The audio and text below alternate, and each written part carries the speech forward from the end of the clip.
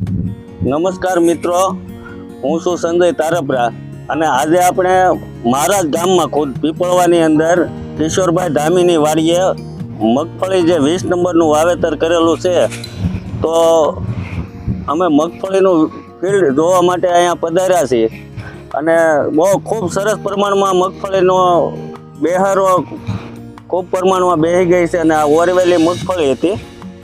આપણે કિશોરભાઈને જ પૂછીએ કે ક્યારે વાવેતર કરેલું છે અને એની અંદર શું ટ્રીટમેન્ટ કરી છે. તો કિશોરભાઈ, આ કેટલા વીઘાની મગફળી તમે વાવી છે? 6 વીઘાની છે અને કયો નંબર છે? આ 20 નંબર છે. બરાબર. અને આ આપણે 5મા મહિનાની 30 તારીખે વાવેલી છે. 5મા મહિનાની 30 તારીખ. એટલે આજે 70 દિવસ છે એને. 70 71. હા, 11 આજની તારીખ 11/8/2024 છે. હા, એટલે 70 દિવસ 71 દિવસ જેવું મગફળીને થયું છે. અને આ મગફળીમાં તમે શું માવજત શું આપી છે? માવજત પાયામાં ડીએપી અને એસપી નાખ્યું હતું. 15 કિલો અને 5 કિલો ફાડા સલ્ફર આપ્યું હતું. બરાબર, 1 વીઘામાં. હા. ખેડૂત મિત્રો, અમારે અહીંયા 16 ગુઠાનો વીઘો હોવાથી જે આ વાત થાય છે વીઘાની, એ 16 ગુઠાના વીઘા પ્રમાણેની વાત છે. અને પછી આપણે ઓલી અટકાવવાની કઈ મારી દવા, હા, કુયા માટે. કોયા માટેની. આ કેટલા? એ 2 રાઉન્ડ કર્યા. બરાબર. 10 ml નાખી અને વીઘે 3 પંપ છાંટ્યા હતા. બરાબર બરાબર. કિશોરભાઈનું એવું કેવું છે કે આમાં 2 રાઉન્ડ એને કુયા માટેની દવાના નાખેલા છે. જે અમે મેક્સમોલ કરીને એક દવા વેચીએ છીએ જે કુયા માટેની.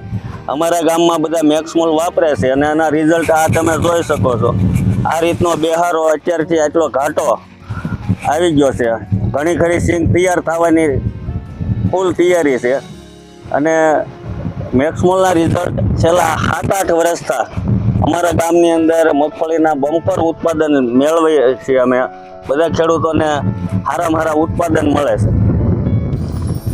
તો કિશોરભાઈ, તમે શું કહેવા માંગો છો? તો બહુ સરસ કામ છે મેક્સમોલનું. અને અમે 40 દિવસે માર્યો તો પણ તો મોડું થઈ ગયું હતું. એટલે 35 દિવસે જો હારા છોડ હોય તો 35 દિવસે ચાલુ કરી દેવાય મેક્સમોલ મારવા. ગયા વર્ષે તમે કેટલી મગફળીનું વાવેતર કરેલું? ગયા વખતે તો ઓલી વાડી હતી 8 વીઘાની. કેવો ઉતારો કેવો બેઠો હતો? 20-30 મણનો બેઠો હતો. બરાબર. એ તો 8 વીઘાની ગયા વર્ષે કિશોરભાઈને મગફળી હતી, એમાં એને 30 મણનો ઉતારો ગયા વર્ષે પણ મેળવેલો છે. અને આ વર્ષે પણ તો વધી જાય એવું લાગે છે.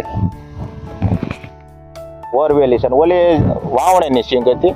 બરાબર. આ વર્ષે ઓરવેલી. ઓરવેલી હતી. એટલે બહુ સારું છે ને અમે સંજયભાઈની સલાહ પ્રમાણે હાલીએ છીએ, ત્યાંથી બધું લઈએ છીએ. એમાં કોઈ